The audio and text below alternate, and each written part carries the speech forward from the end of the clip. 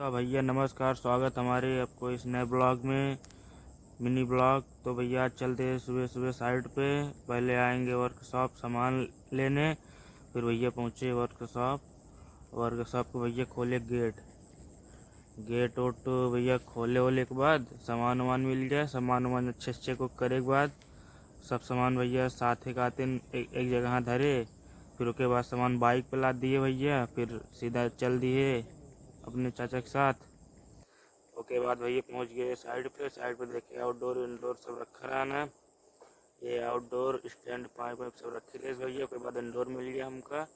तो भैया साइट अच्छी रही, इंडोर यहीं लगी। उसके बाद साइट और देखे बहुत बढ़िया, इंडोर यहीं लगा दी। इनके बाद इंडोर पूरा फाइनल हो गया भैया। इंडोर लगाने के बाद बच गया एक लंच हो गया। तो अब चलते गाइस रूम की तरफ, खाना पीना का है। तो छोटा ब्लॉग कैसा लगा कमेंट में जरूर बताएं, लाइक कमेंट शेयर जरूर। धन्यवाद गाइस।